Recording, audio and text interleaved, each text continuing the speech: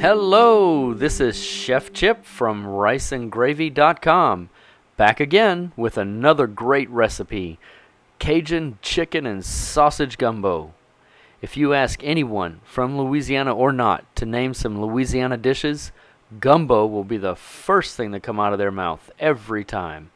And today we're going to make a gumbo the way I grew up with it. I grew up in southwest Louisiana, Cajun country, but my mama was from southeast Louisiana near New Orleans.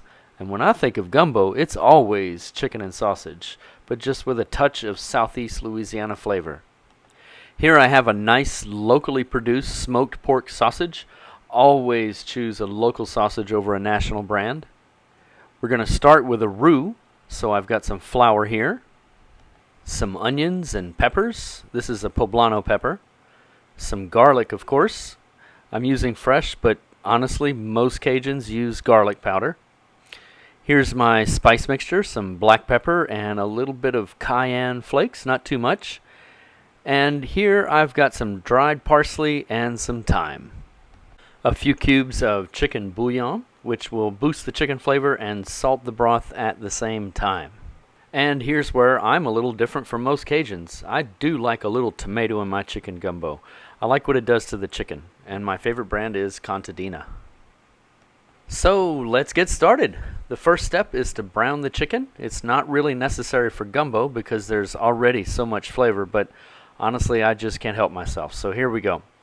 No need to add any oil, as plenty enough oil will render out of the chicken as it browns. And then you flip it on the other side, no matter if it gets a little black in some places. Then we set that aside and brown the sausage.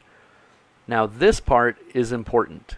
In the interest of not having so much fat floating around on the top of our gumbo by way of adding otherwise flavorless oil, we're going to render the fat out of this sausage over a medium flame. Then we'll use that rendered pork fat to make our roux instead of using cooking oil. Very important to do this over a medium flame so the sausage doesn't burn before the fat renders out.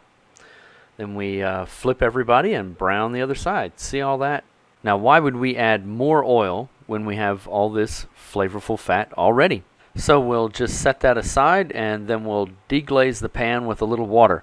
Don't want to throw any of that delicious flavor away. Okay, time to get out the gumbo pot and make a roux. Put that on a high flame. All roux start with a 1-to-1 ratio of fat to flour. Here I've added enough oil to the rendered fat to make 3/4 of a cup. In the pot it goes, and here I've got 3/4 of a cup of all-purpose flour. The oil's nice and hot already, so the roux will get a fast start. As soon as that flour hits the hot oil, start stirring. If you stop stirring, the roux will burn, and that's not good. You have to start all over.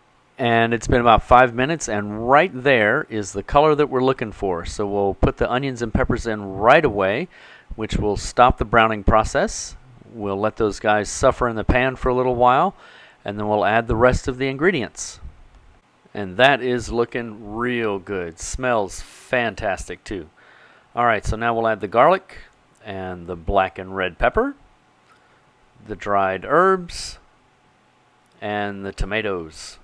Maybe a little more, but not too much. And the sausage. Oh, the beautiful sausage. And we'll stir that up, and then we'll add in the chicken. Then we add the water. That'll be 8 cups. And, you know, it didn't make it into the video here, but this is also where we would add the chicken bouillon that you saw earlier in the video, after the water goes in. Then the lid goes on, and we simmer for 1 hour. We know it's done after an hour when you pull out a piece of chicken and you'll see that the meat has come away from the edges of the bone, and that's exactly when it's done. This is what it looks like after about 30 minutes of cooking. You can see all the colors have come together and chicken's looking a little better, but it's not quite done. We'll put the lid on and go for about another 30 minutes or so and have another look. And here it is. You can see on this side over here where the oil is separated out, and down there on the bottom, all that can be skimmed off. We don't want too much fat in the gumbo bowl. Let's have a look at a piece of chicken, and that is exactly what we're looking for. Let's plate it up.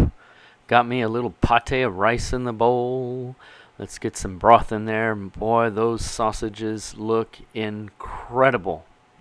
And all we need is some chicken. Okay, let's taste. Got my gumbo bowl. I got my gumbo spoon. Man, that looks so good.